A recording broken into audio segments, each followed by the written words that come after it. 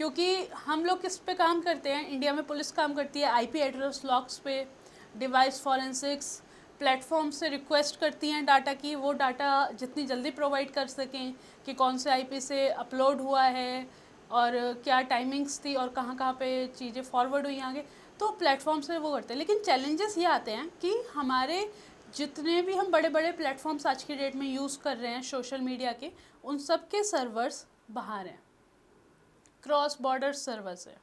VPN एक challenge है, but फिर भी आज की डेट में हमारे पुलिस ऑफिशियल्स उस पर वर्क कर रहे हैं एंड कुछ कुछ केसेस में हमें सक्सेस भी मिलती है।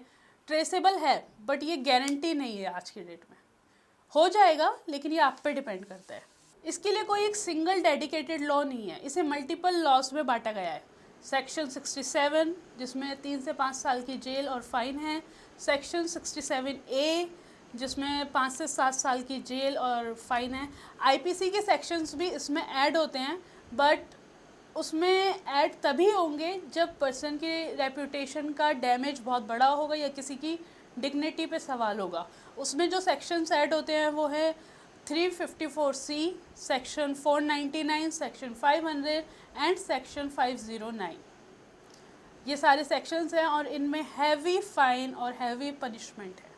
रियलिटी ये है कि हमारे देश के लॉ वीक नहीं है। दिक्कत ये है कि अभी डीप फेक एआई एक डेवलपमेंट फेज में है और ये क्या है कि हर महीने नई नई टेक्नोलॉजी आ रही है, नए नए तरह के एडिट्स आ रहे हैं, नए नए तरह के टूल आ रहे हैं और लॉ बनने में बहुत टाइम लग रहा है। जब तक लॉ बनता है तब तक नए तरीके आ जाते हैं क्राइम के डिजिटल वर्ल्ड में, फिर उसके लिए नया लॉ। तो अभी ये जो डेवलपिंग फेस है जो इतना रैपिडली चल रहा है, उस वजह से लॉ को या तो सुपर स्पीड होना पड़ेगा, टेक्नोलॉजी को भी हमें सुपर स्पीड करना पड़ेगा, हमें इसकी डिफेंसिव साइड भी सुपर स्पीड करनी पड़ेगी, तभी बात बनेगी, वरना इशू बहुत बड़ा है। आज हम इसे हल्के में ले रहे हैं, पर ये मुद्दा कितनी लड़कियों की लाइफ का सवाल है हम नहीं कह सकते। जितनी भी हमारे देश में लीडिंग वुमेन्स हैं, चाहे वो किसी भी फील्ड में हो, वो सोशल मीडिया के इस तरह के क्राइम से हमेशा डरी हुई रहती हैं, क्योंकि ये क्राइम गारंटी नहीं है कि सिर्फ किसी एक या दो या तीन के साथ होगा, ये क्राइम किसी के साथ भी हो सकता है, चाहे वो कोई भी कंपनी में हो, चाहे वो बड़ी क्रिकेटर हो, बड़ी स्पोर्ट्स प्लेयर हो, बड़ी पॉलिटिशियन हो। किसी को भी अगर बदनाम करना होता है, पहले था कि लोग उस पर फिज़िकल वार करते थे, ये एक ऐसा तरीका है कि लोग उसको छुप के वार करते हैं कि नाम भी सामने नहीं आएगा, क्रिमिनल भी इनविजिबल है, बदनामी भी हो जाएगी।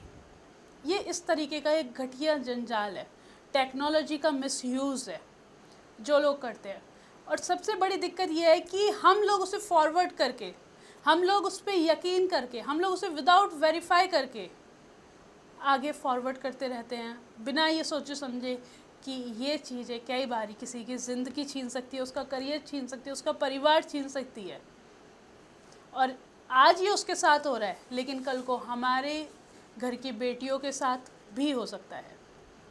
सेफ़ रहने के लिए इसमें क्या करना है, प्रिवेंशन की बात करें, सबसे पावरफुल डिफेंस है अवेयरनेस।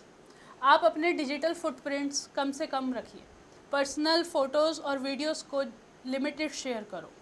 अननोन एप्लीकेशन होता है ना, कोई नया एप्लीकेशन आया तो भी ट्राई करके देख ले, नहीं, अननोन एप्लीकेशंस को आप ट्राई नहीं करें जब तक उस एप्लीकेशन को मैक्सिमम लोगों ने डाउनलोड ना कर लिया और कुछ मिलियंस लोगों ने उस पर क्या रिव्यूज़ आ रहे हैं, ये सारी चीज़ें आप चेक करें, कितना सेफ़ है कितना नहीं है पता करें, उसके बाद ही आप उस एप्लीकेशन पे स्विच करें।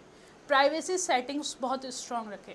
अगर आप एक नॉर्मल जॉब पर्सन हैं या आप अपना बिजनेस कर रहे हैं, तो आप अपने प्रोडक्ट का ब्रांड तो आप अपने प्रोडक्ट का पेज बना लीजिए, उसे वो करिए, प्रमोट करिए, अपना फेस कम से कम रिवील करिए। लेकिन अगर आप एक इन्फ्लुएंसर है, एक्ट्रेस हैं, पॉलिटिशियन हैं, तो ये ऐसी चीज़ें जहाँ पे लिमिटेशन आ जाती है, क्योंकि वहाँ पे आप ही खुद का ब्रांडिंग है, वहाँ पे आपको सामने आना पड़ेगा और ये रिस्क उठाना पड़ेगा। लेकिन अगर आप स्कूल गोइंग गर्ल हैं, कॉलेजेस में आप इन्फ्लुएंसर नहीं हैं, तो आप कोशिश करिए कि आप लिमिटेड चीज़ों को ही शेयर करें। वेरीफाई बिफोर ट्रस्ट, ये हम सबके लिए है। अगर आप पे कोई चीज़ आ रही है फॉरवर्ड होके, तो उसे विश्वास करने से पहले किसी भी तरीके का उसे वेरीफाई करें। और सबसे बड़ा रूल, सबसे इम्पॉर्टेंट, अगर आप वेरीफाई नहीं कर सकते हो तो आप उसे आगे फॉरवर्ड ही मत करो। इन केस अगर आप विक्टिम बन जाते हो तो एविडेंसेस को सेव करो, जो स्क्रीनशॉट्स हैं वो लिए जाएं, और स्क्रीनशॉट से ज़्यादा इम्पॉर्टेंट है उस साइट का लिंक लिया जाए। जो लिंक आपके पास आ रहे हैं उस चीज़ का लिंक आपको प्रिजर्व करना बहुत इम्पॉर्टेंट है, क्योंकि उसी के माध्यम से पुलिस या इन्वेस्टिगेशन टीम आगे इन्वेस्टिगेशन कर पाएगी।